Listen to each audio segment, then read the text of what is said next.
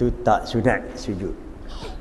Jadi hak sunat sujud tadi bacaan yang diqasadkan membaca atau yang mendengar.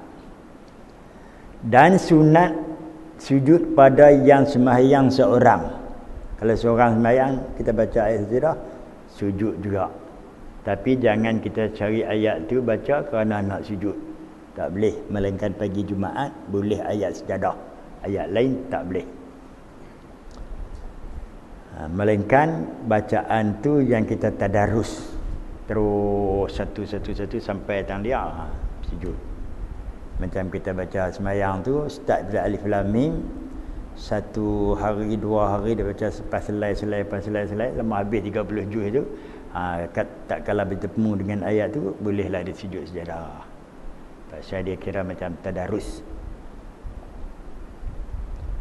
Dan sunat juga imam kerana bacaan sendirinya. Imam pula sujud bila dia sembahyang pasal bacaan sendiri. Dan sujud makmum serta imamnya jika sujud imamnya. Macam pagi subuh hari Jumaat tu, kalau tu imam sujud sejadah, dia baca ayat sejadah, kita pun sujud pasal imam sujud.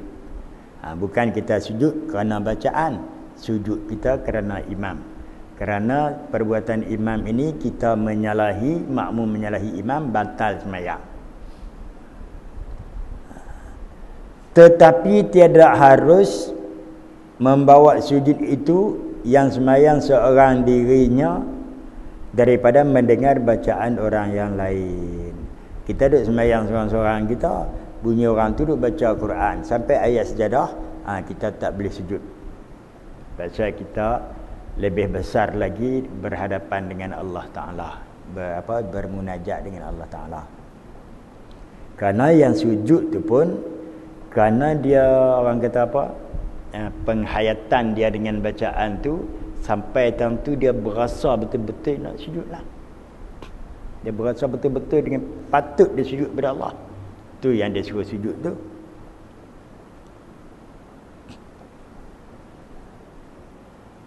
Dan demikian lagi tidak harus makmum membawa sujud daripada bacaan dirinya atau bacaan orang lain daripada imam. Lain daripada imam baca, dia tak boleh sujud. Dia sendiri pun baca ayat jarah. Kita kata tu imam tu baca ayat panjang, dia duduk saja-saja belakang baca. Kalau kita kata dia tak berapa dengar elok imam baca, dia boleh baca. Memang pun macam tu. Kalau kita sembahyang macam lah ni, kita suara ni kan, kalau tak ada suara besar ni, tu imam baca, kita yang suah belakang ni tak dengar.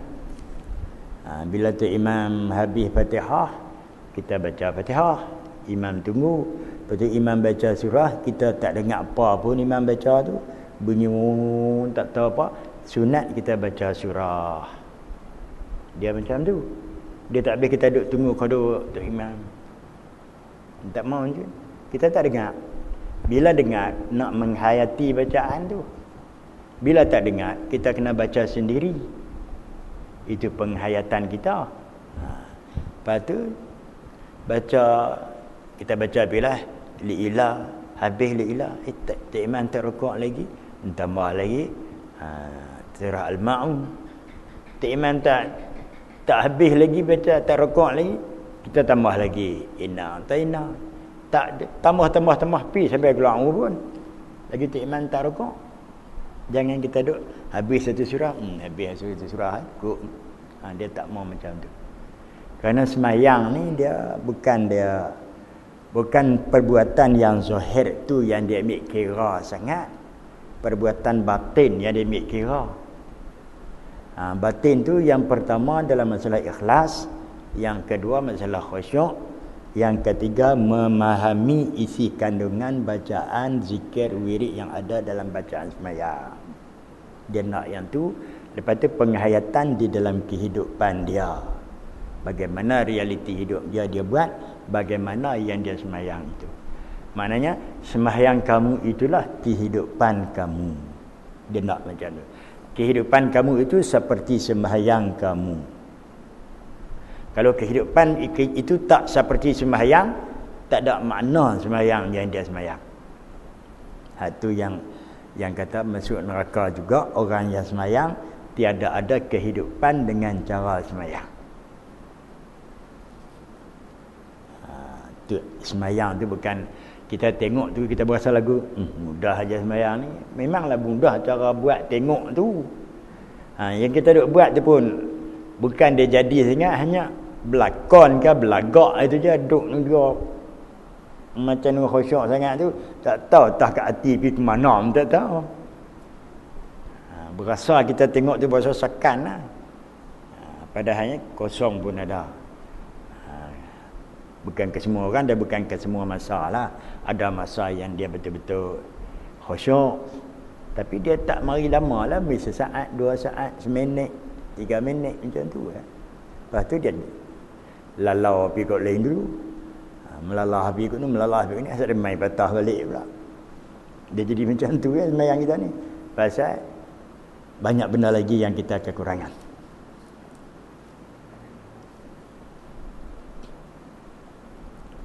Jadi kita baca bacaan yang kita boleh faham tu lagi elok lah. Jadi tidak harus memakmum membawa sujud daripada bacaan dirinya kalau dia baca seorang dia tu, atau bacaan orang yang lain daripada imamnya. Dia dengar orang dia baca Quran tepi dia, atau tiada sujud imam serta imam, tiada sujud makmum serta imamnya. Mana tak harus makmum meninggalkan sujud kalau imam tu sujud. Maka sekalian perkara itu membatalkan sembahyang. Sekalian perkara apa? Makmum sujud paksa bacaan diri dia, atau imam tak peduli apa. Ataupun makmum tersujud dengan dia dengar orang lain baca, ataupun dia tak sujud, imam sujud, ataupun imam sujud, dia tak sujud. Itu semuanya batal sembahyang makmum. Dan sunat pada yang sembahyang mengucap takbir tak kala akan sujud tilawah. Bila nak sujud tilawah tu sunat juga kata Allahu Akbar nak turun tu, dengan niat nak sujud tilawah bagi orang yang baca atau mendengar. Kalau makmum dia niat ikut imam dengan ingat aku nak sujud tilawah. Dan tak kala bangkit daripadanya, bangkit nak berdiri betul pun baca Allahu Akbar juga. Dan jangan ia mengangkatkan tangannya. Bangkit tu jangan duduk angkat tangan lah. Dan jangan ia duduk istirahat. Jangan bangkit duduk dulu baru berdiri betul. Tak boleh istirahat. Kerana dia bukan tempat rukuk, bukan tempat sujud. Hanya sujud tu kerana tilawah tu sahaja. Adapun rukun sujud tilawah di luar sembahyang. Ni kita kena kira lain sikit. Pasal ni kadang-kadang orang kita tak tahu buat. Kalau dia mengaji pandai lama dia boleh buat lah. Rukun sujud tilawah di luar sembahyang itu dia ada 4. Hendaklah ia takbiratul ihram. Dia baca-baca Quran bismillahirrahmanirrahim yasjudun, paling menghadap kiblat, takbiratul ihram, Allahu Akbar, serta berniat, niat Allahu Akbar dalam takbir itu niat nak sujud tilawah. Kemudian maka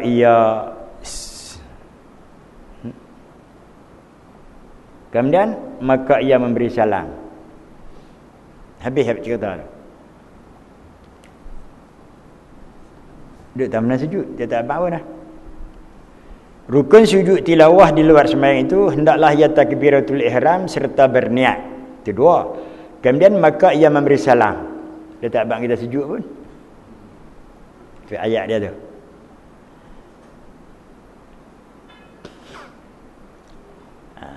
Dia maknanya kalau nak cerita panjang dia, hendaklah ia takbiratul ihram serta berniat. Kemudian dia sujud. Kemudian dia bangun, maka ia memberi salam. Itu cara dia. Dan sunat mengangkatkan kedua tangannya tak kala takbiratul ihram. Sama juga macam kita sembahyang. Duduk je pun, bukan berdiri. Dan syarat sujud itu seperti syarat sujud sembahyang. Ikutlah, kaki jangan jadi anok lah. Kaki kena pacak lagu tu lah juga. Kena dia syarat-syarat dia tu.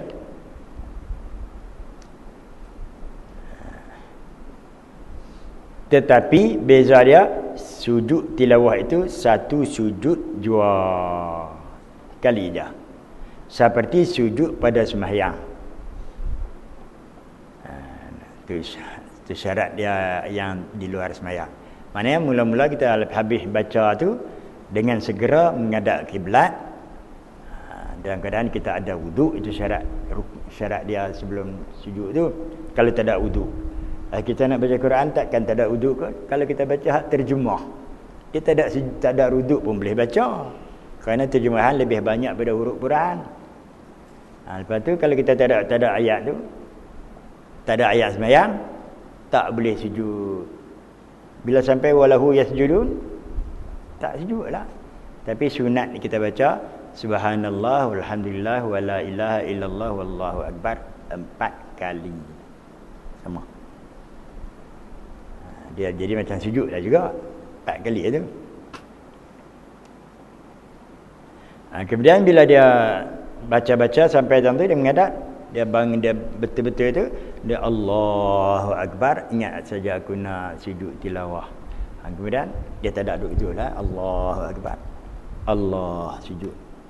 Bacalah sajadah, tak baca pun tak apa. Dia penting dia sujud tu je. Baca tu pun sunat. Kemudian dia bangun, beri salam.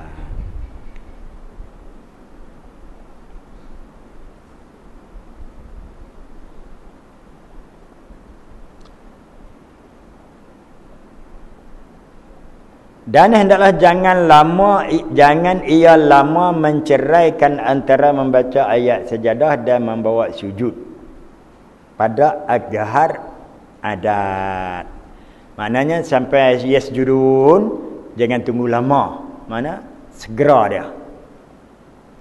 Dengan takbirnya, kemudian sujudnya.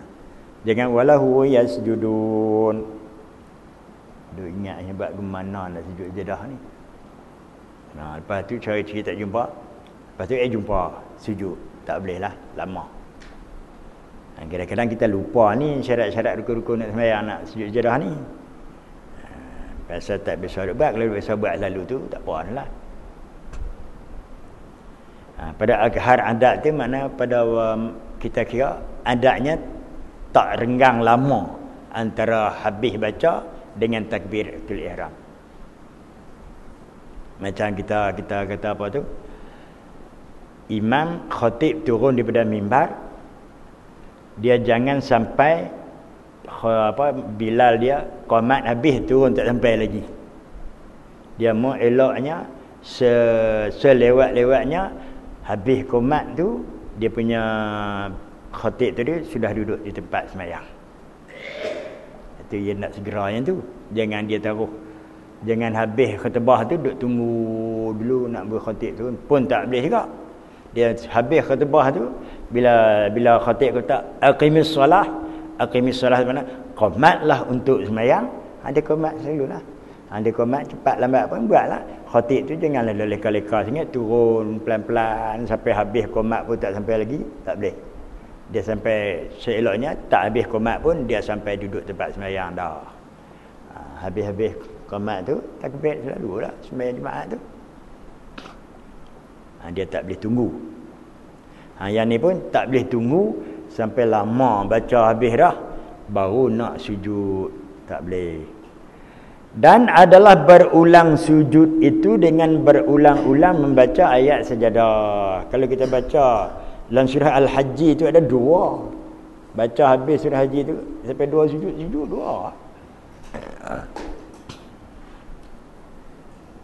Jikalau pada suatu majlis, mana duduk tentu baca sampai habis satu juz, habis 3 juz jumpa 2 kali lah sujud. Atau pada serakaat sekalipun, betul-betul kalau baca Quran dalam sembahyang, dalam satu rakaat tu juga sujud dah sajadah, lepas tu bangun baca sambung lagi, jumpa lagi ayat sajadah, sujud sekali lagi. Dia boleh macam tu. Maka sujud tilawah itu ada 14 tempat. Dalam Quran ada 14. Melainkan pada surah Sad. Dalam surah Sad iaitu dipanggil sujud syukur jua. Itu pasal apa? Nabi kata apa? Sajadah Daud syukran. Sujud Nabi Daud itu kerana bersyukur. Bukan pasal dia sejadah. Dalam cerita tu cerita ayat cerita Nabi Daud.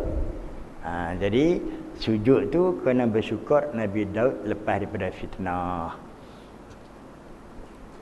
Dan adalah tempatnya itu di luar sembahyang.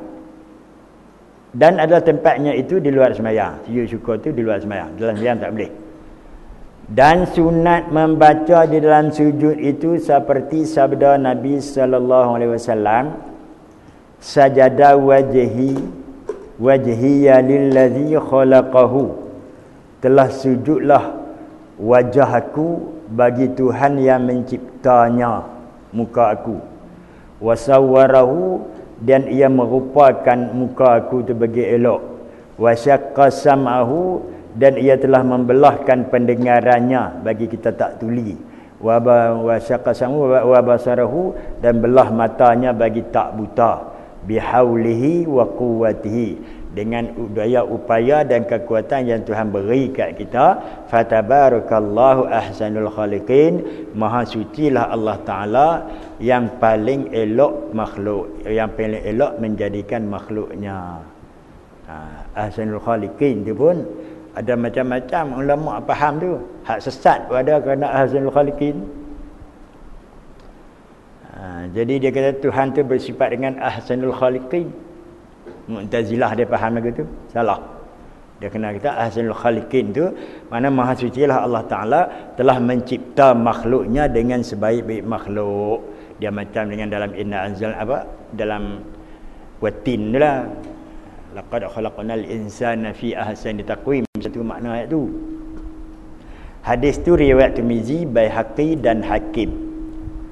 Dan lagi sunat pula dibacanya, lepas sambung lagi tu, ni pun banyak kita tak baca, Allahumma ktub li biha indaka ajra, ya Allah tulislah bagiku dengan bacaan itu di sisi engkau pahala, wa ja'alaha li indaka zukhra, jadikanlah bacaanku itu di sisi engkau itu kemegahan, wadhi'anni biha wizra, hapuskanlah daripada aku kesalahan, wa aqbilha minni kama qabilta min 'abdika Daud, terimakanlah bacaanku itu sebagaimana engkau terima daripada hamba-Mu Daud alaihi salam. Itu doa tambah lagi daripada sajada wajhiya lillazi khalaqahu wa sawwarahu wa syaqqa sam'ahu wa basaruhu bihaulihi wa quwwatihi fatabarakallahu ahsanul khaliqin. Allahumma aktub li fiha indaka ajran wa ja'alha li indaka zukhran wa waddi' anni biha wizran wa aqbilha minni kama qabiltaha min 'abdika Daud. Hadis ni riwayat Imam Turmuzi. Dia baca Turmuz, nama tempat di Iran, Turmuz, Turmuzi. Kalau nak baca Tirmizi itu Melayu, terjatuh. Dia kata Turmuzi ataupun Turmuzi boleh. Turmuzi, Tirmizi boleh. Dan lainnya banyak lagi riwayat dalam hadis ni. Faslun pula. Ini suatu fasal. Sekarang lepas selesai. Pada menyatakan sujud syukur. Bermula sujud syukur itu sunat di luar sembahyang jua. Dalam sembahyang tak ada sujud syukur.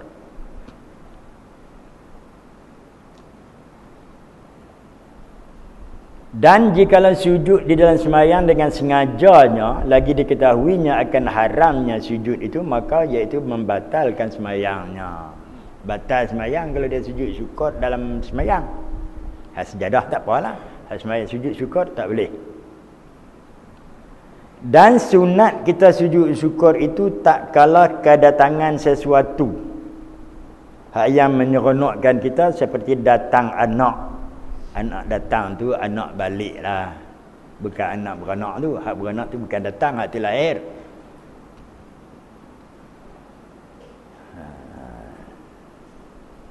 Atau saudara. Siapa-siapalah saudara-saudara. Datang tu daripada pergiannya, daripada musafirnya. Dia hilangkah, dia pergi musafirkah, dia balik mai sujud syukur. Atau datang orang yang berkenal-kenalan. Mana orang yang kenalan kita yang tak biasa mari lama, dia mai sujud syukur juga. Atau tambah kemuliaan, ataupun kita dapat pangkat, dapat gelaran. Kalau Datuk boleh cucu kan? Hak Datuk boleh cucu tu lah. Kalau Datuk Tan Sri pun tak tahulah. Dapat Tan Sri tu tak tahulah nak kata pasal Tan tu Tok Sami, Sri tu Hindu.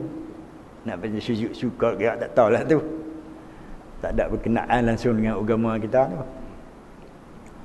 Atau harta datang yang lenyap, duit kita, barang kita hilang, dia jumpa balik, sujud syukur.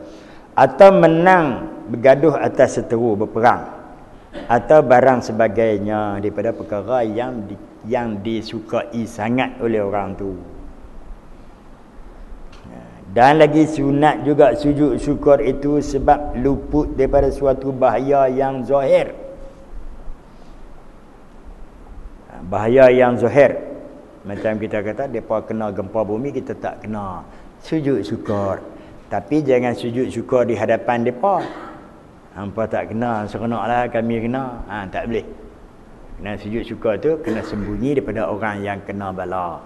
Pasal takut kecil hati dia. Jaga ke hati pun takut kecil. Seperti luput daripada apa tu? Kalam ke?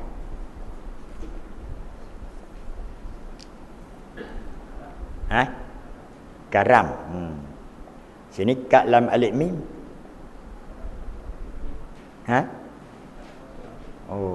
Ka'ru alif mim. Sini kalam alif mim. Luput daripada kalam dia, tenggelam dia lah. Apa? Karam, tenggelam. Daripada terbakar ataupun apa dia? Atau pada tulis dia nun wa fa ke? Ya.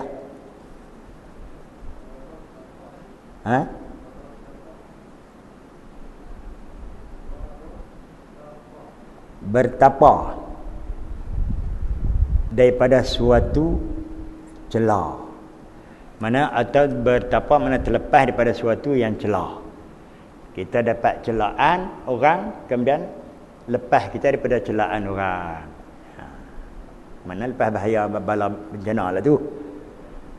Jadi umumnya kita terlepas daripada bala bencana hak yang tak berkenan sangat tu, kita patutlah sujud syukur. Ataupun anak-anak kita dapat lepas daripada mara bahaya. Macam-macam lah.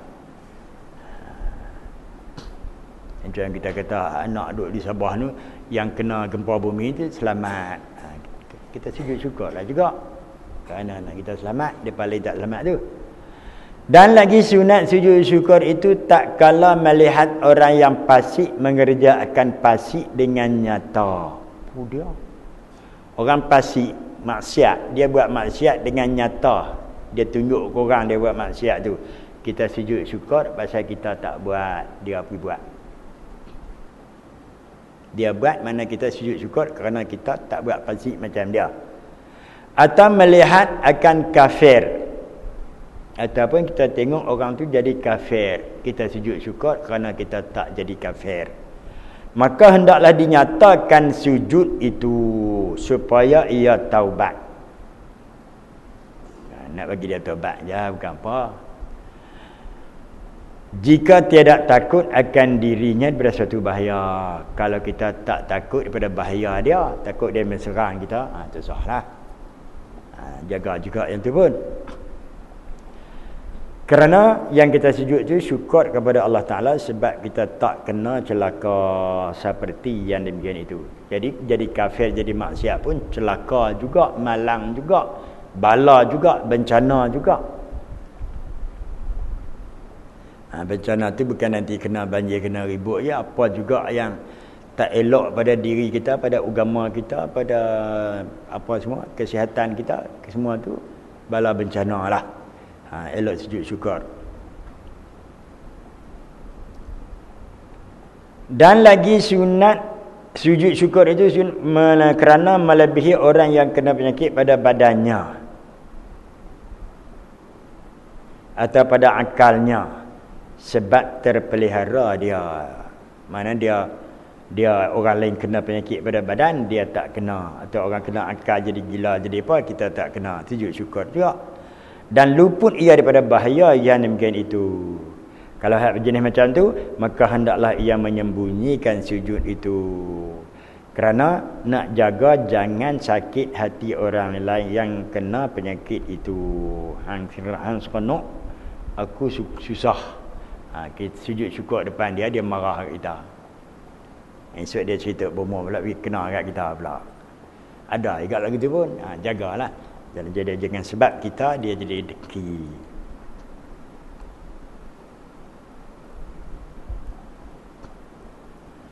Dan lagi sunat sujud syukur itu pada yang membaca ayat Sad yang kita sajadah Daud syukran tu, iaitu di luar sembahyang juga, maka iaitu sujud syukur. Maka adalah sujud syukur itu cara dia sepertilah sujud tilawah itu juga.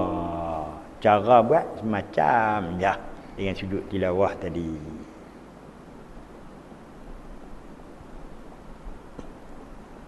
Syahadan. Haram membawa sujud itu, sujud syukur tu, lain daripada yang tersebut itu. Sujud syukur, sujud tilawah tu haram kita buat tang lain. Jikalau kemudian daripada sembahyang atau kerana kebaktian kepada Allah sekalipun. Nak sujud dengan tak ada baca tilawah tu saja-saja nak sujud, tak boleh. Dia kata haram membawa sujud itu, mana haram kita sujud lain daripada tempat sejadah yang tersebut atau tempat syukur yang kita nak buat tu dengan syarat-syarat tadi. Jika kemudian pada sembahyang, lepas sembahyang, ada kita pernah tengok orang kita habis-habis sudah sembahyang tu dia sujud turun. Dia kata haram sujud tu.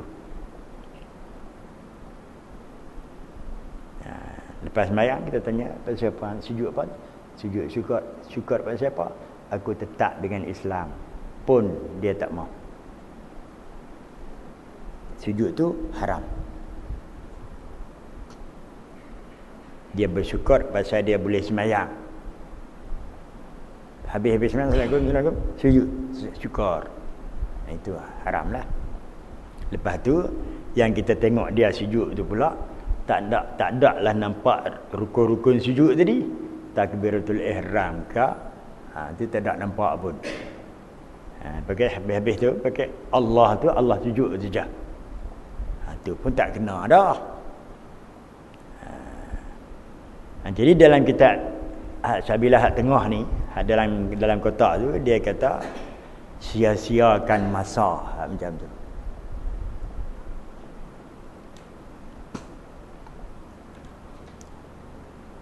Atas sujud tu kerana berbakti pada Allah saja nak sujud kerana bakti pada Allah pun tak boleh. Dan demikian lagi haram sujud akan ulama, tak boleh juga. Dan akan masyayikh, guru-guru, dan akan raja-raja pun tak boleh juga, atau lainnya. Maka pada segala perkara itu sujud kepada ulama ke, guru ke, raja ke, menjadi kafir. Malingkan sujud tu kepada Allah Ta'ala jua. Kalau dia sujud tu dia sujud saja tu kepada Allah Ta'ala, maka iaitu tiada haram. Kalau dia sujud tu kepada Allah Ta'ala tak haram lah. Sujud kepada raja, orang, manusia ni semua tak boleh. Itu yang Nabi kata, kalau agama aku ni Tuhan suruh sujud kepada manusia, sudah tentunya akan nak suruh si isteri sujud kepada suami. Tapi agama aku ni tak ada jenis tu. Hanya jenis sujud pada Allah. Dan ada juga tersebut dalam kitab lain, Imam Nawawi kata sujud selepas daripada sembahyang hajat itu adalah harus. Maknanya kita sudah sembahyang hajat, Assalamualaikum warahmatullahi wabarakatuh, sembahyang sunat hajat. Kemudian kita sujud tu, kita berdoa dalam sujud tu. Kata dia harus. Kata Imam Al-Ghazali. Kemudian faslun, pada menyatakan sembahyang sunat. Wallahu a'lam.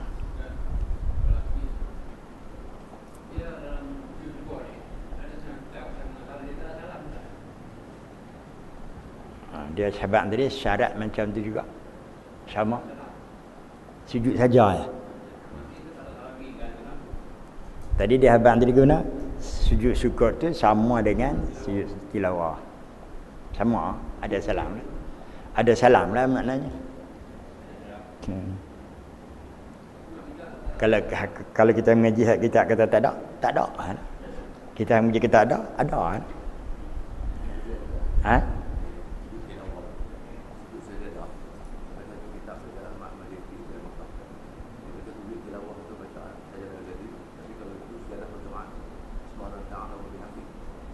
Pula dia memang dia jadi macam itulah, benda-benda yang ramutah.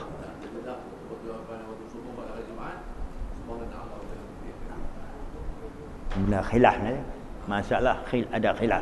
Maknanya bila ada khilaf tu, hang mengaji hak mana, hang nak pakai hak mana, hang pakailah. Dia tak boleh kata hak ni betul. Benda khilaf tak boleh kata betul. Semua betul. Kerana ada dalil pada para ulama. Jadi kalau dia kata lagu tu, kita baca kitab tu, kita pakai yang tu. Nak pakai yang tukar. Atau kita baca kitab ni, kita nak pakai yang ni, kita pakai yang ni. Tapi syarat kita buat tu ada tempat. Ada sanad, ada guru, ada kitab. Nak macam tu je. Jadi tentu yang kita nak pertikai tak boleh. Jenis khilafiah.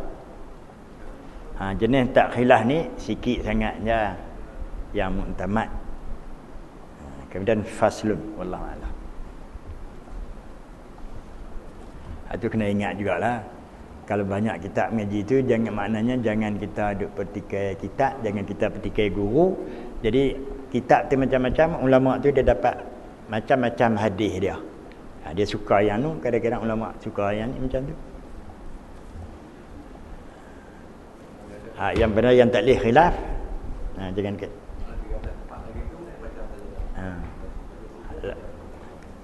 Itu saja.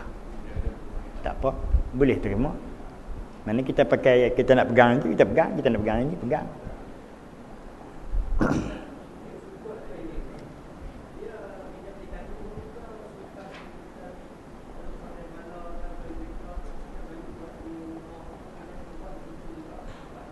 Tu dia tak suara tilawah. Tilawah dengar-dengar tu sujud selalu kan. Ni dia boleh tangguhlah sikit. Balik nak mandi dulu ke apa ke, boleh dah. Ataupun nak main masjid ke. Tapi perasaan duk seronok ataupun berasa lega tu masih duk ada lagi. Syukur. Bolehlah. Kalau kata hari ni kita dapat keseronokan, esok kita buat pun tak apa. Pasal esok pun duk seronok lagi. Jangan sampai tak ada seronok dah pun nak buat. Jadi tak terasa dah.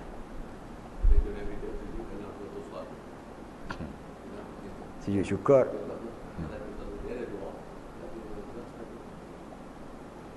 Macam tu.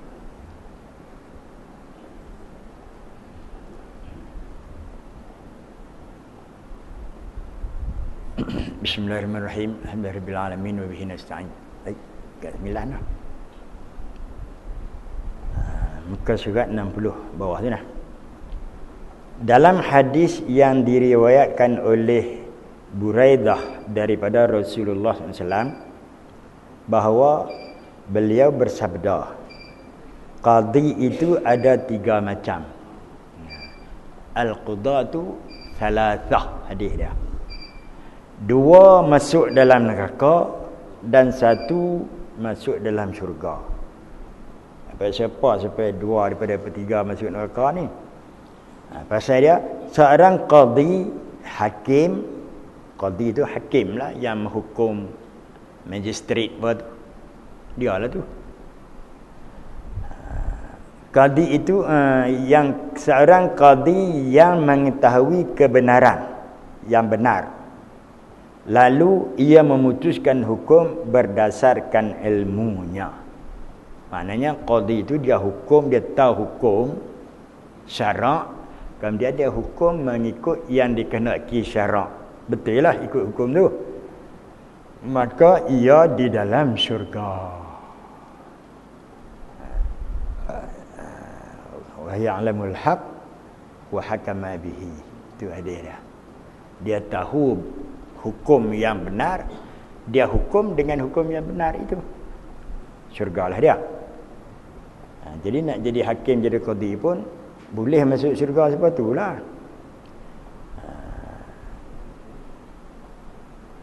Dan seorang qadi yang memutuskan perkara dengan kebodohan, dia tak tahu hukum, dia jatuh hukum juga, maka ia dalam neraka. Dan yang seorang lagi qadi yang mengetahui kebenaran, dia tahu hukum syarak, lalu berlaku tidak adil di dalam memutuskan hukum, dia ikut hukum bukan syarak, maka ia dalam neraka. Maknanya tok hakim tu dia tak tahu hukum syarak, dia hukum ikut yang bukan syarak, masuk neraka. Tu nak tengoklah. Hakim kata aku tengok dalam buku macam tu, buku tu ambil mana? Buku yang kata hendak hukum orang tu. Kita kata orang kau salah mencuri sebanyak RM500,000, maka engkau dihukum jail 5 tahun. Baca-baca, ambil mana? Ni ada dalam buku perundangan ni. Hukum tu mari mana? Mata hak tu dia jahil hukum, dia hukum dengan hukum yang dia jahil itu, masuk neraka. Macam kita hukum pencuri, di jail, dikurung tu, masuk neraka belaka lah hakim tu. Dia tak boleh masuk syurga dah. Pasal apa? Kesalahan dia cukup besar. Yang kedua yang masuk neraka, dia tahu hukum tu kena syarak, kata bila pencuri sabit kesalahan mencuri, dia hukum dengan potong tangan. Tapi dia tak mau potong tangan. Kerana tak kiralah kena apa pun, kena undang-undang tak beri peruntukan ke apakah, maka dia hukum juga dengan peruntukan yang ada dalam undang-undang, maka masuk neraka juga. Aku nak lawan dengan hukum-hukum yang ada macam mana, hak tu tak ada enactment, tak ada ke apa, semua section tak ada ke, dia tak boleh hukum. Memang tak boleh hukum, dia kena hukum mengikut yang ada dalam buku tu. Dia tahu dah kata hukum syarak ni kena potong tangan, tapi dia tak mau potong, dia masuk neraka. Tu yang kata dua jenis qadi masuk neraka, satu saja qadi yang masuk syurga. Itulah yang kata nak jadi hakim mestilah orang yang berilmu, nak jadi pemimpin mestilah orang yang berilmu, nak memimpin umat Islam mesti orang yang mengerti Islam. Tu tengoklah syarat dalam kitab Iqna' tu ada 15 syarat. Sama dengan adlul hakimah dengan adlul syahadah. Nak jadi saksi pun kena seorang yang adil. Tak adil tak boleh jadi saksi. Habis cerita tu, pentingnya ilmu bagi mufti. Orang yang nak jadi mufti tu, mana mufti dia pun hakim juga. Kerana hakim mahkamah magistrat tu dia akan hukum mengikut fatwa mufti. Mufti itu dia bagi fatwa mengikut kaedah syariat, kaedah syarak. Kalau dia beri fatwa dengan tak mengikut kaedah syarak, maka dia adalah kafir. Nauzubillah. Pasal apa? Hang reti dia pergi ikut cara yang bukan syar'i. Sebagaimana seorang qadi, seorang mufti pun disyaratkan agar tidak memberikan fatwa kepada manusia kecuali berilmu dan menguasainya.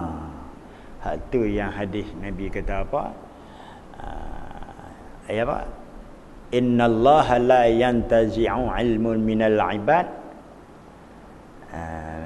illa biqabdil ulama. Allah Ta'ala tak hapuskan ilmu daripada dada hamba-hambanya, melainkan dia hapus dengan mematikan ulama. Bila mati ulama, habislah ilmu tu. Bila mati ulama, tak ittakhazan nas ru'usan juhalan, orang-orang ramai angkat jadi ketua dia, jadi hakim dia, jadi guru dia daripada orang-orang jahil.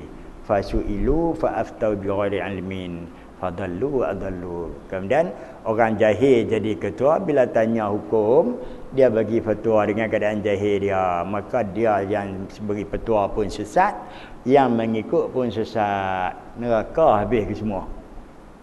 Tu yang Nabi peringat kat kita, kena jaga sungguh, takutlah sungguh, peliharalah sungguh. Tu yang Umar Abdul Aziz selalu dipesan oleh ulama dia, ya Umar ittaqillah. Hak tu dah kata ittaqillah tu, kita ada khatibah pun ittaqullah, hak tu lah juga. Bukan pasal lain, pasal tu juga dia kena ittaqullah. Ini nak suruh dengar, suruh tunduk dengar aja. Bukan pasal itu saja, pasal nak kena patuh perintah Allah tu, ittaqullah. Serta bila dia ada ilmu, baru boleh dia beri fatwa. Serta faham terhadap agamanya. Faham terhadap agamanya tu, hak tu pun dia ada ambil kira juga, macam lain padang lain belang pun ada kira juga. Dia bukan sebiji kalau hukum di sana macam ni, main sini pun macam ni juga. Tak ada macam tu. Kerana hakim di dalam hukum syarak ini, misalnya kita kata hakim, orang yang nak hukum orang di Baling tak sama dengan nak hukum orang yang di Sungai Petani. Pasal apa? Kesalahan tu kadang-kadang kita kata orang Baling tu banyak yang miskin, kemudian dia curi, sabit kesalahan curi kena potong tangan. Tapi bila disiasat, diteliti, yang mencuri ni kerana lapar, maka hukum dia tak boleh potong tangan, hanya sekat dera boleh. Tapi dera tu sekat mana, maka hakim tu boleh bagilah macam mana mengikut kebijaksanaan dia di dalam menghukum orang-orang yang di kawasan itu. Jangan di tempat orang yang senang lenang. Dia curi tu pasal apa? Bukan pasal dia lapar, pasal dia jahat. Yang tu sabit kesalahan, cukup dia punya nisab dia, hendaklah dipotong tangan. Dia jadi macam tu. Dia bukan boleh kata curinya semua potong, curi semua potong. Tak ada. Dia tak boleh macam tu. Hukum dia tak sama. Macam hukum ta'zir, begitu juga. Macam orang tak puasa. Dalam hukum syarak, hukum fiqh, tak ada hukum yang kata orang tak puasa kena hukum berjam ke bunuh ke, tak ada. Dia tak ada cerita satu hukum yang tertentu kepada orang yang tak puasa, yang makan di khalayak ramai. Maka yang tu boleh dibuat peraturan ta'zir. Ta'zir tu lagu mana? Ta'zir tu benda yang boleh membuatkan seseorang tu kembali kepada syariat, ikut syariat. Misalnya kita tangkap orang tu 4-5 orang, hukum kita beri tak sama. Pasal apa tak sama? Si fulan ni dia seorang yang miskin, maka hukum dia kita suruh bayar denda. Payah cari. Nak cari duit mana? Kemudian yang seorang lagi tu orang kaya, maka dia dihukum penjara. Dia tak payah dihukum denda, tak denda pun tak apa, penjara. Orang kaya dia penjara, yang dia tak mau, denda banyak mana boleh bayar. Kalau seorang lagi tu, yang satu lagi tu, dia kaya lagi, makna kaya raya dia ni, maka dia dihukum penjara dan denda. Hukum tu benda yang sama, tak puasa, makan di khalayak ramai, tangkap tu 3 orang pada satu tempat juga. Hukum berbeza. Itu syarak. Kerana hukum syarak bukan nak mendera manusia, tetapi nak mendidik manusia. Itu hukum syarak.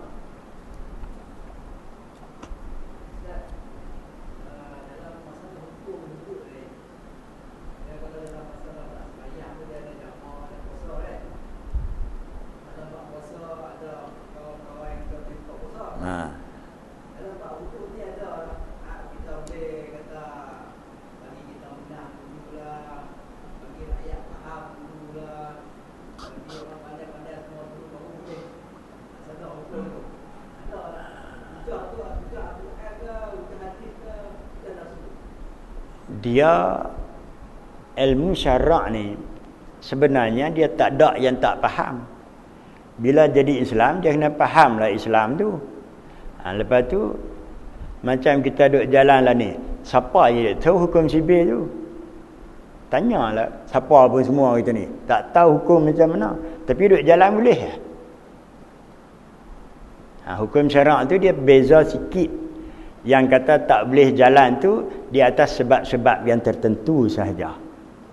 Mana sebab jahil lagi, sebab tak tahu lagi, itu tak jadi sebab utama. Kerana nak beritahu hari ni media masa banyak. Sehari buh masuk surat khabar tu, lepas tu buh masuk dalam WhatsApp, dalam internet, dalam apa semua orang bakat baca, siap sudah tahu. Habis lah. Tak payah kata 10 tahun lagi baru bila kita nak jalan kerana orang tak tahu lagi. Tak.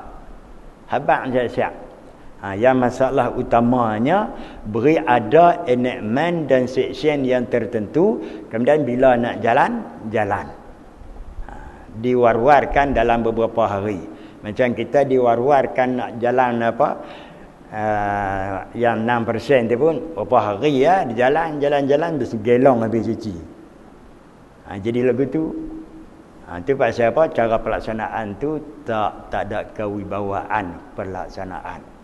Nanti bila saya tanya orang perdagangan dalam negeri, dia kata kita beli barang di kedai RM2. Kedai RM2 tu cukai 10%. Yang lepas dah tu bayar RM2 tu cukai dibayar dah 10%. Kemudian bila kita pergi beli barang kedai RM2, hak RM2 tu lah juga dia naik RM2.12. Jadi maknanya kita bayar 16%. Kita tanya orang pejabat, orang Kementerian Perdagangan dalam negeri, dia kata memang betul rakyat bayar 16%. Pasal apa buat lagu tu? Ini tanggungan custom, dia kata. Kita pergi tanya orang custom pula, dia kata tanggungan kami dah lepas dah kepada ramai habis dah semua daripada masuk ni, tak ada kena cukai apa. Kemudian tanggungan tu Menteri Dalam Negeri pula dah. Jadi dua-dua. Jadi hang tolak ke aku, kau tolak ke hang. Dia tolak kita, dia tolak kau ni, yang kena kita.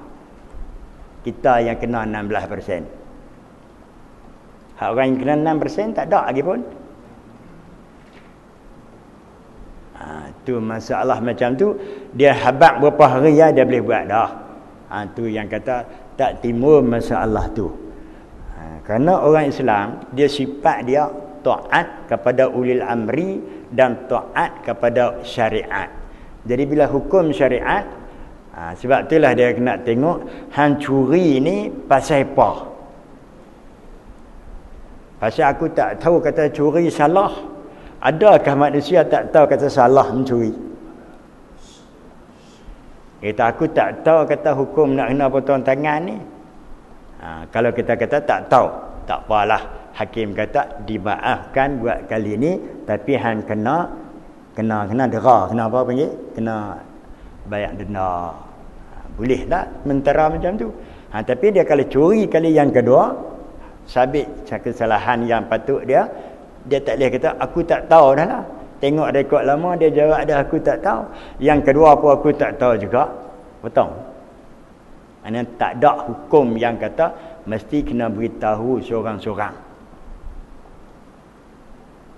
Jadi alasan-alasan orang yang kata kena beritahu biar semua orang faham dulu baru nak buat, tu semuanya adalah otak daripada reka-reka bid'ah yang diada-adakan oleh orang-orang yang munafik itu saja.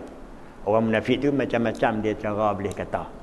Dia ulama, ulama pun munafik ada. Dia ustaz pun munafik juga. Abdullah bin Ubay tu dengan kita hak alim lebih dia lagi alim, tapi dia pun munafik juga. Macam itulah keadaan dunia dulu-dulu, kini dan selama-lamanya. Duk helah nak cari takma kepada hukum tu macam-macam lah.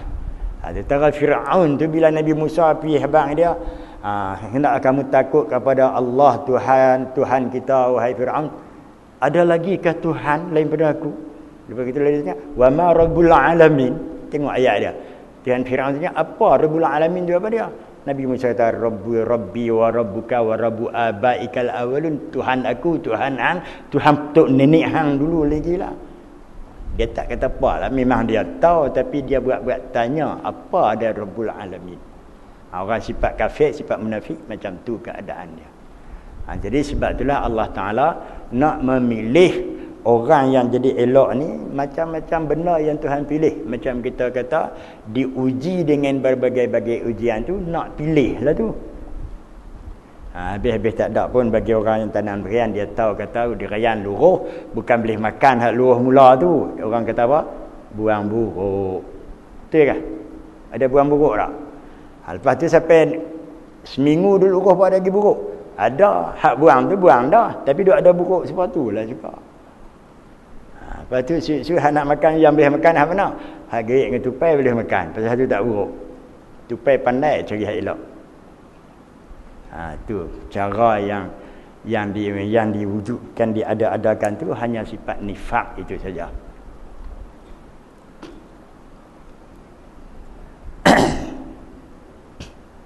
Jadi sebab itulah dia syarat nak jadi ketua, nak jadi mufti, nak jadi ulama yang ni, dia kena ada 15 syarat tu. Nak jadi muftua kan, apa nak ceramah pun kena ada 15 syarat tu. Tidak, tak boleh.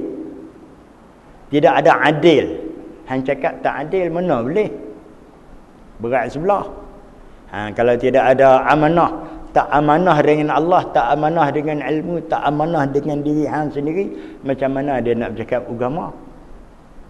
Dia suka ikut suka dia nak cakap, itu tak amanah.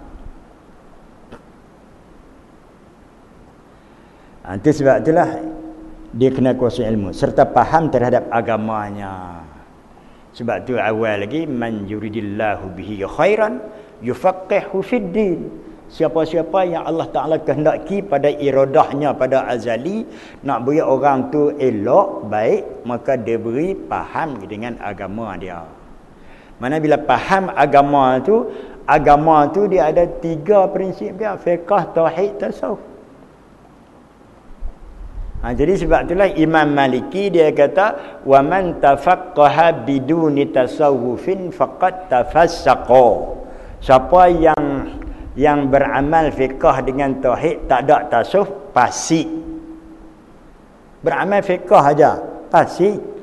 Wa man tasawwafa biduni tafaqquhin faqad tazandaqa. Siapa yang mengamalkan sufi dengan tidak faham fiqh tauhid adalah dia zindik. Zindik itu munafik, munafik itu kafir.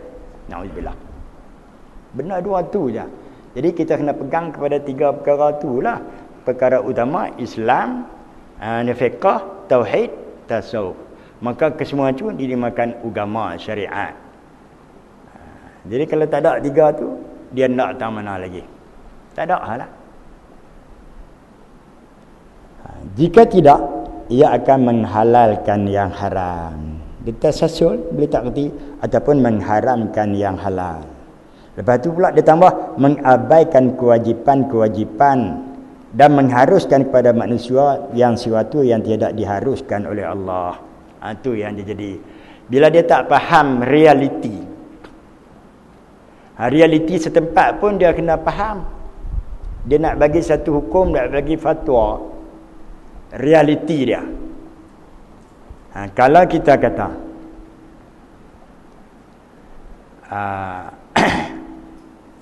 dalam keadaan masyarakat, realiti dia, hidup dia macam mana? Kita nak kata apa? Misal dia macam waktu manusia kesusahan. Itu realiti hidup, susah. Maka berlakulah curi mencuri. Maka pada zaman tu tidak diharuskan ulama memberi fatwa supaya pencuri itu dipotong tangan kerana keadaan yang tak mengizinkan. Itu realiti dia kena tahu. Hukum syarak potong, tapi kerana keadaan tu maka dia tak boleh potong tangan. Macam kita kata, keadaan orang tak tahu hukum, kita tak boleh beri taklif hukum dengan terus macam tu, cuma kita bagi macam amaran dulu, kalau bagi orang yang tak tahu. Tapi kalau nisbah hari ini, tak ada siapa pun yang tak tahu, kerana ada media-media bagi tahu dalam sebulan, 2 bulan, setahun ke 2 tahun pun banyak dah tu, semua orang tahu, semua orang faham. Itulah kita ni, kita orang Melayu ni dia jadi mudah kena tipu, mudah kena bohongan. Kalau kita tengok orang Cina, sudahlah kita fikir, bila disebut cerita kata sayap kapal terbang jumpa di pulau apa nama tu, berapa orang Cina yang percaya kata sayap tu dia jumpa? Yang kita tengok dia tunjuk dalam TV tu, kami tak percaya, kami mau tunjuk bukti betul-betul mana orang, mana bangkai mayat yang kata mati dalam kapal terbang MH370. Kita orang kampung semua, kerajaan jumpa dah sayap, terima bulat je. Tapi orang Cina tak boleh terima dengan budak. Padahal benda yang sama, dia tak boleh terima. Siapa kita boleh terima? Itu minda kita, mentaliti orang Melayu terlalu rendah. Dia boleh percaya kepada sesuatu yang mudah-mudah. Itu yang kadang-kadang kita baca WhatsApp, baca apa semua tu, mudah terima, mudah-mudah saja. Betul kata betul, tak tahu. Padahal Tuhan pesan dah, in ja'akum fasiqun binaba'in fatabayyanu. Siasat dulu, dapat berita pun jangan terima terus, jangan telan bulat-bulat. Siasat dulu, pasal benda tu benda yang boleh menjadi fitnah dan sebagainya. Jadi kita tengok orang Cina tu lebih peka lagi, dia mau supaya ditunjuk bangkai manusia ataupun berkakah-berkakah yang mereka bawa dalam kapal terbang tu, tunjuk ke semua tu, baru boleh percaya. Ni jumpa sayap saja kata tang meneduk kapal pun tak tahu. Lepas tu pula kadang-kadang kita tengok sayap tu duk putih bersih pun, tenggelam 500 hari dah, takkan duk bersih macam tu lagi. Lepas tu berkarat je dah kalau yang berkarat tu. Tu pun realiti hidup kita ni sangat-sangat rendah. Kualiti hidup kita pun rendah. Kualiti pemikiran pun rendah. Patutlah kalau kita baca dalam kajian-kajian ahli-ahli bijak pandai kata orang Melayu ni kurang membaca, hanya 5%. Bila 5% yang membaca, termasuk budak sekolah, budak universiti pun kurang membaca. Tambah kita orang kampung lagi tak baca. Rendah bila tak baca, kurang kualiti. Dia tak terima perintah Allah, Iqra, baca olehmu. Buat tak peduli je, buat ya Tuhan kita baca, tak tahu pun.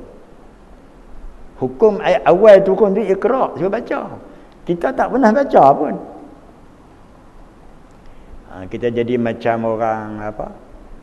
Orang mana dia di negeri orang putih kan, dia baca seminggu 2 buah buku baca.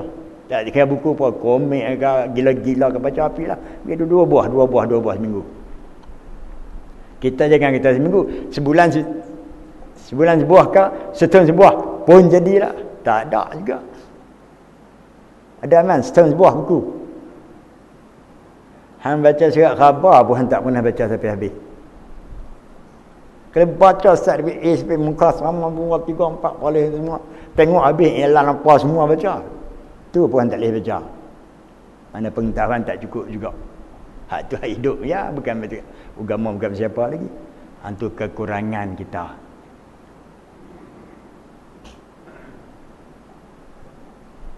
Tu jadi boleh sampai haram ya halal, halal ya haram tu semua boleh jadi belaka tu. Pasal puncak ilmu tu tak cukup. Menetapkan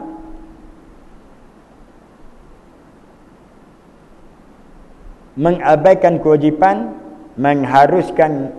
mengharuskan kepada manusia sesuatu yang tidak diharuskan oleh Allah. Menetapkan bid'ah-bid'ah. Menetapkan bid'ah ni benar-benar rekaan. Dia boleh buang, boleh bubuh. Boleh masuk, boleh keluar balik. Misalnya kita kata apa bid'ah yang kita ada buat lah ni. Bid'ah tu bid'ah hasanah, elok kita buat. Lah ni elok kita buat. Kemudian pada satu musim lagi 10 tahun 15 tahun akan datang, benda tu tak elok buat, maka boleh kita hapuskan, kita tinggalkan bid'ah itu, carikan suatu bid'ah yang lain. Dia boleh macam tu syarak. Mana dia mau up to date dia ke depan, dia tak boleh mau gustan belakang, tak mau. Al-Qahqari tak mau dalam agama kita, dia mau ke depan. Kita ni duduk ke belakang sedia, lepas ke belakang gustan pula tambah lagi, habis.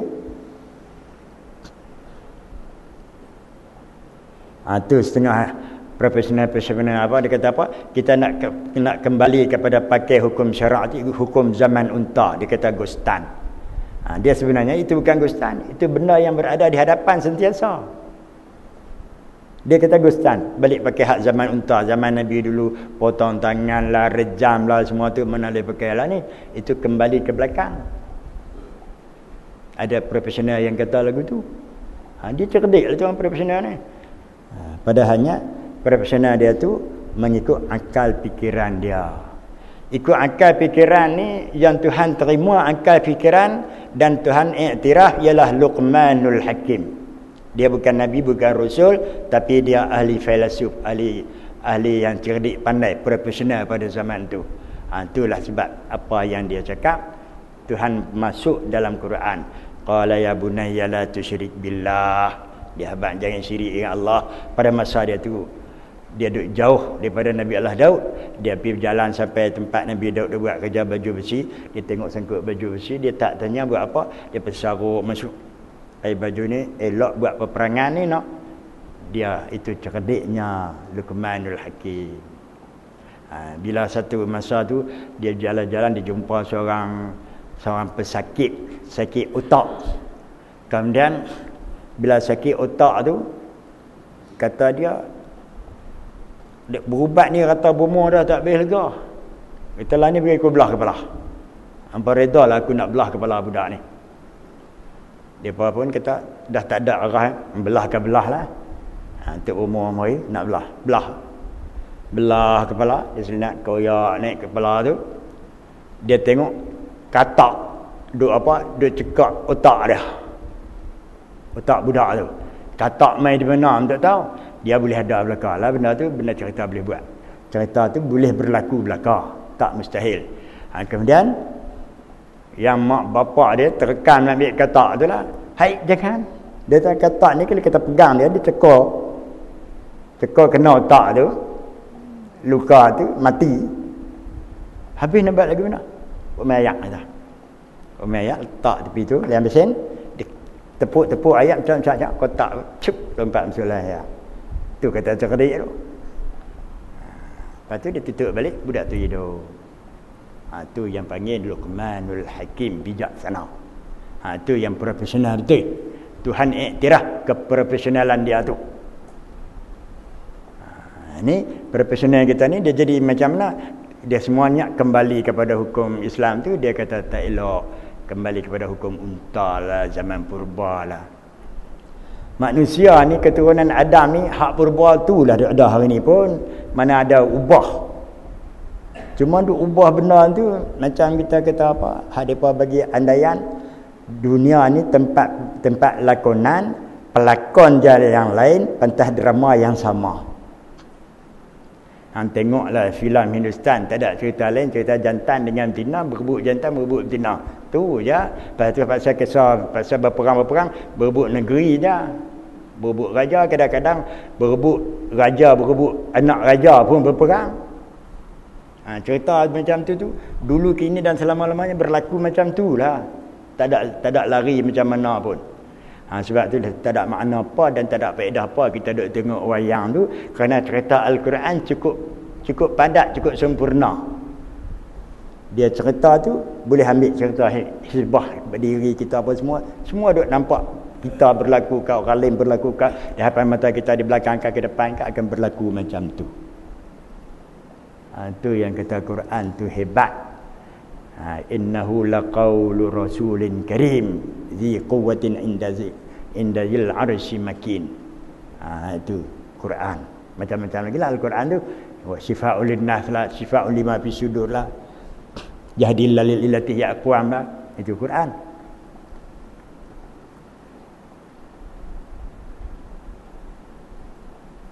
Menciptakan syariat baru, mengkafirkan orang yang beriman. Itu semua bid'ah lah tu.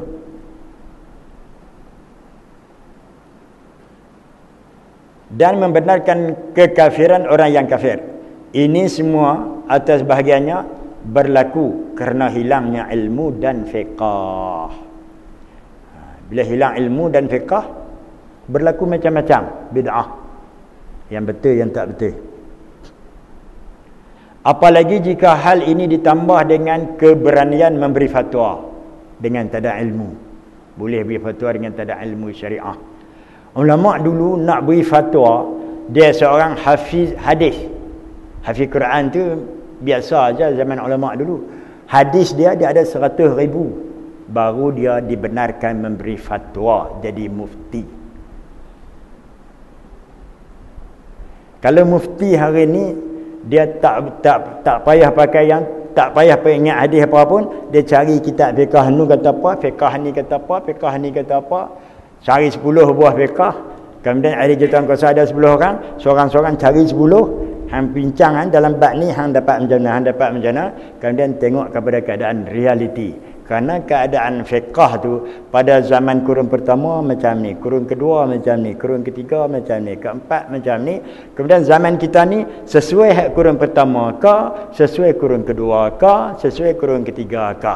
Itu daripada akal para ulama tu nak menetapkan satu fatwa. Maka fatwa tu boleh dipakai setakat tu je lah. Ke depan lagi tengok pula keadaan. Kalau suasana dah berubah, keadaan dah berubah, fatwa tu ditinggalkan. Kerana kaedah dia al-ijtihad la yanqudu bil ijtihad. Ijtihad tak dapat membatalkan ijtihad orang lain. Tinggalkan begitu saja, ambil fatwa yang baru. Itu yang kita hari macam Kedah umpamanya. Beri zakat dengan padi, beri peterah dengan beras itu adalah hak asal daripada mazhab Imam Syafi'i. Tapi kerana kesusahan nak beri zakat dengan tu, pasal apa? Padi dia masuk lori terus pergi kilang. Nak buat macam mana? Mau tak mau kira duit. Duit tu kemudian kembali kepada mazhab Hanafi, boleh ditakwimul misli. Takwim makna hargakan barang tu, kemudian berapa, ambillah 10% dia, berilah zakat. Jadi maknanya kalau tak ada fatwa, kita nak beri dengan cara kita sendiri dengan duit, kita kena niat mazhab, kita taklid kepada mazhab Hanafi, boleh beri ganti duit, fitrah ke zakat ke. Kemudian kita dah jadi fatwa negeri, boleh pakai terus, boleh. Yang elok lagi kita niatlah kalau kita faham. Kalau tak faham, kita ikut kerajaan, fatwa kerajaan, kita bagi duit RM7 fitrah. Zakat padi tadi beri duit 10% daripada harga padi. Macam tu ya. Kalau nak ikut susah kan, ikut Syafi'i susah, nak kena tampil, kena hurui, kena cuci betul-betul. Main padi 10 galon jenuh buat. Tu pun ada kelonggaran dia. Buat tu pilih ambil padi hak yang elok, yang sederhana elok tu. Tumbuk cuci tengok seguni, hak seguni tu penuh tu, cuci tengok seguni boleh banyak mana. Kalau seguni tu kita penuh dia tu, seguni tu ada kita kata 30 gantang. Kemudian cuci semua hak yang buang tinggal 28. Maka semua dipukul 28 gantang seguni. Kalilah dengan berapa nak bagi zakat. Tu pun diberi kelonggaran dah. Lepas tu lah ni tak ada dah bahagian tu, yang bersih betul tan duit je lah. Harga padi berapa duit? Maka tentu kita taklid. Maka fatwa negeri kena bertaklid kepada mereka. Pasal apa? Pasal nak buat ikut asal Syafi'i payah. Tu kaedah fiqh dia al-masyaqqah tajlibut taysir. Yang susah tarik jadi senang. Senanglah bagi duit. Kalau kita beri peterah dulu, ingat zaman naik bersekat dulu, buh 3-4 gantang belakang. Bersekat tua. Pergi tengok. Polong beri peterah. Api tu. Jual beli balik. Payah. Lah ni bos ya. Ada berapa beranak di rumah, bagi 7 orang, 7 kali 7 49 bagi 5. Terah aku, anak aku semua sekali bagi seorang kan dia 50. Macam tu ya. Ataupun dalam mazhab Syafi'i ada satu hal lagi, terah tu kena bahagi 3 orang, dia tak boleh bagi seorang. Dia orang 2 ringgit setengah. Mana kita 3 beranak, kita 3 beranak kena 21 ringgit. kita cari fakir miskin 3 orang. 1, 2, 3. Bahagi 3 duit tu. Itu Syafi'i. Kita bukan duk pakai sangat, kita payung seorang je je. Ada 2 orang, 3 orang pun bagi ke hang seorang je. Tu pun tak tengoklah mufti kita beri fatwa sah ke tidak sah ke. Kalau ikut Syafi'i tak boleh.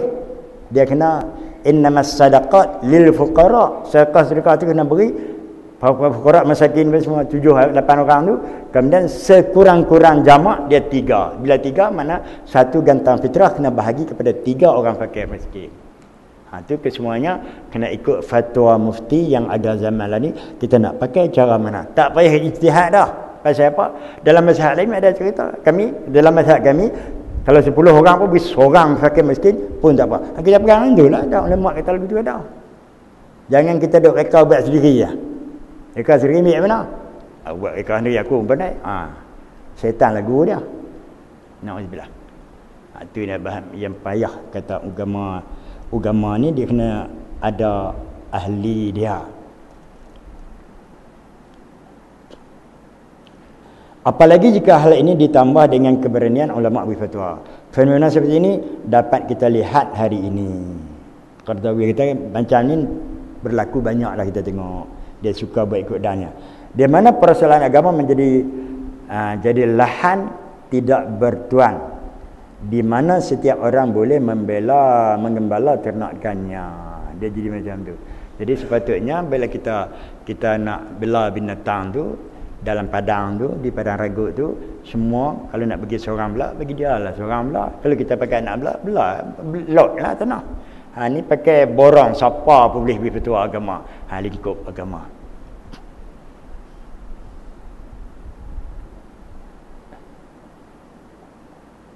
Siapa saja yang punya lisan yang dapat digunakan untuk berbicara atau pena yang dapat digunakan untuk menulis tanpa mengetahui seperangkat ilmu yang prasyarat di dalamnya. Itulah keadaan kita hari ini.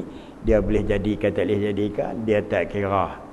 Dia jadi boleh petua ke tak boleh petua, dia tak kira. Nampak pandai cakap sikit, bagi kat dia lah.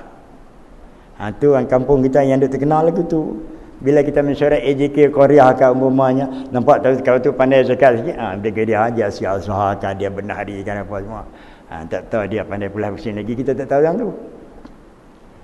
Yang nak suruh angkat jadi ketua tu orang yang pandai, orang yang amanah, orang yang berilmu, orang yang cerdik. Syarat-syarat tu semua ada dalam agama. Tapi kita hanya pilih orang yang pandai cakap. Pandai cakap bukan mesti pandai memimpin. Pandai memimpin bukan mesti dia pandai bercakap. Dia keadaan tu Tuhan bagi tak sama. Sebab itulah kalau kita di kampung banyak duit berlaku tu, tahu-tahu duit masjid pun hilang. Duit syarikat mati pun hilang. Siapa tu yang pun hilang tu? Hak pandai bercakap tu.